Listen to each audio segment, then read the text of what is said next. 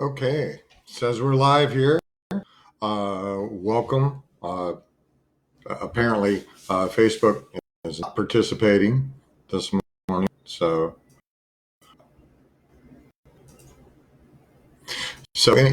Anyway, I hate it when it does that. But we're gonna get started here in a second. I wanted to answer two questions first because people are actually messaging me. Yes, I have a ton of striped shirts. I love them, and so you will probably see me wearing a striped shirt. Thank you for the question. And the other question I've had a couple of times is, what's behind that screen?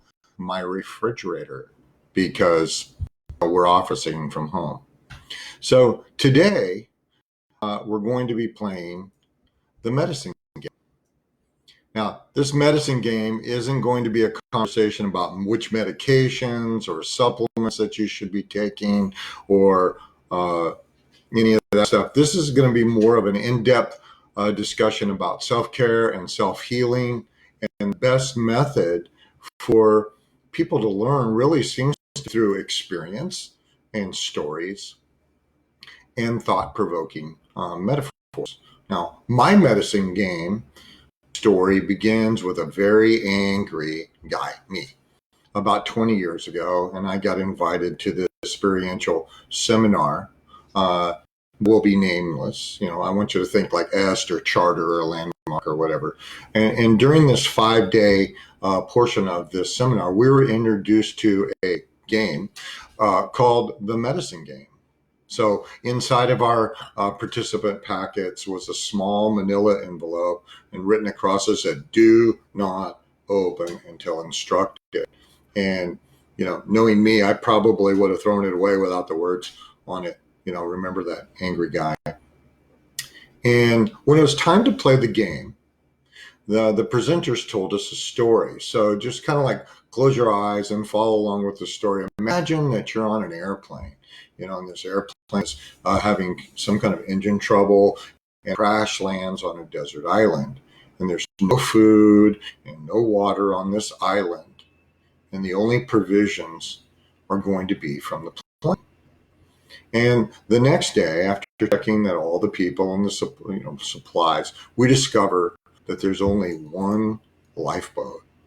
And to make matters worse, everyone is sick from eating spoiled food or dehydration. And somebody finds a first aid kit, and looks for all the medicine for all the sick people. And there's only one dose of medicine. And it just happens to be the same number of people that went into the lifeboat. So the game is about how to decide who gets to get in the lifeboat and who gets left behind. So the presenters tell this story, and they have us line up in a double circle, and each of us has to stand in front of a person, with your hand out like this, and you can't say anything. And the other person could only say one of two things. You could say, "Yes, I have medicine for you," or "No, I have medicine for you." And the only thing that you can say is "thank you" if you get, a coffee bean. And then things get a whole lot worse, because you remember that angry guy that I was talking about. And I don't really want to be at this seminar. Somebody, said you should go. So I'm not being a very good participant. And I think that in this game, I died within the first 5 minutes because I gave away all my medicine. I didn't keep anything for myself. It wasn't a very well thought out decision on my part. Okay. And one of the things that's really interesting about this game is energy. Okay. Energy is a really, really interesting process, because almost everything that we do is nonverbal. So when you're standing in front of that other person, the only thing that they have to go on is your energy, your facial expressions, whatever social conditionings. And, if you think about that, what type of energy are you sending out right now to your family or your partner or to your kids? Okay. And after the game was played, just to make things more fun, they gathered everybody together to say goodbye to any of the persons that were close to us. because there was only one survivor. And I chose my 3 daughters. And I remember telling my 3 daughters at the time, I now have 4, that they need to forget anything that I ever told them about how to live their lives or anything. Just go live your life. Go be happy. There's none of that sage advice that I used to bestow on them while they were rolling their eyes. Now, ultimately, I played this medicine game 3 times that year because the seminar was 4 parts.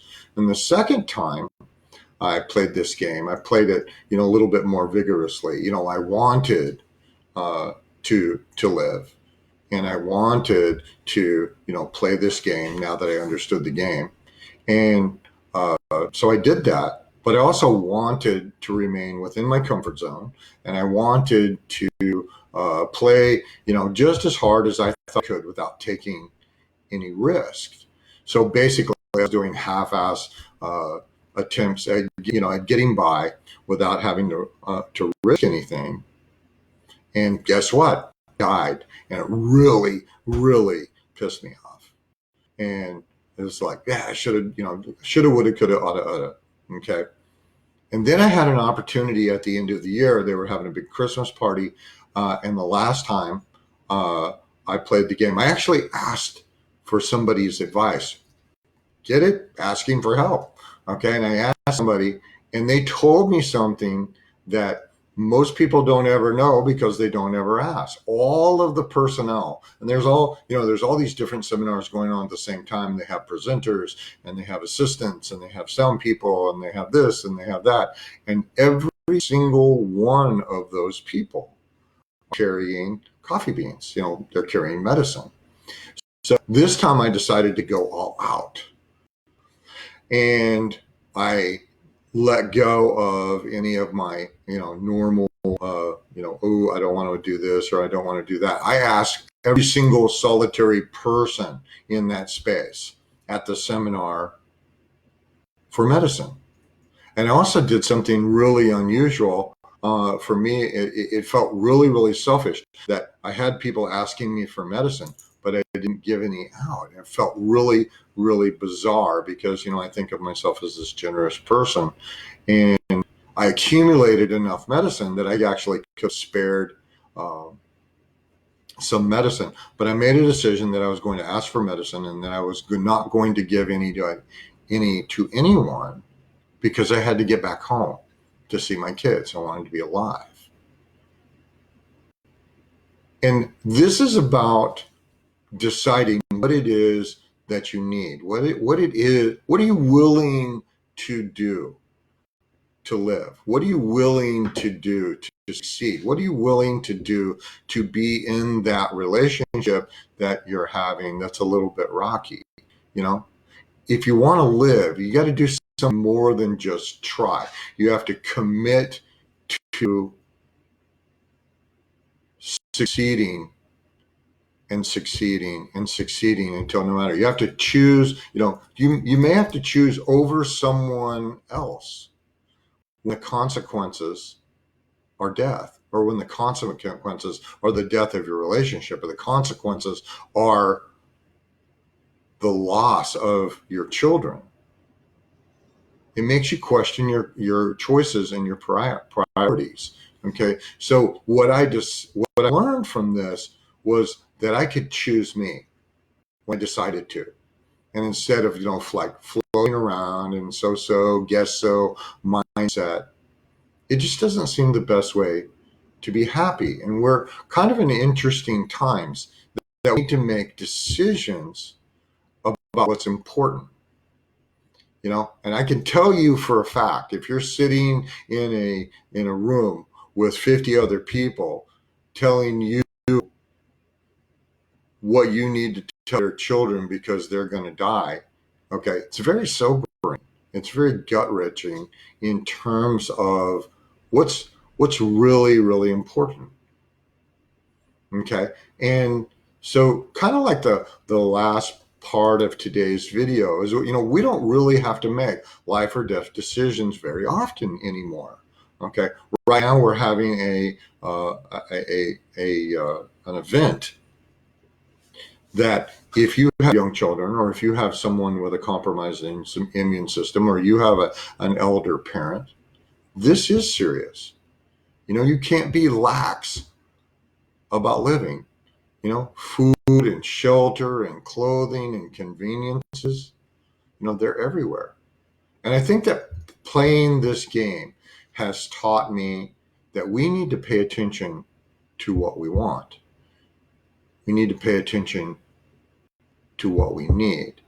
And we definitely need to learn how to ask for medicine when we need it. And I'd love to say that after playing this game, that I permanently change, forever. I always ask for what I want, and I have a, perky, cheerful smile on my face at all times. Not really. Okay. We all slip back into our old patterns. Okay. My number one go-to drug throughout most of my life is anger, but not today. The ultimate medicine isn't a pill or a capsule or an audio, an exercise class or a meditation audio.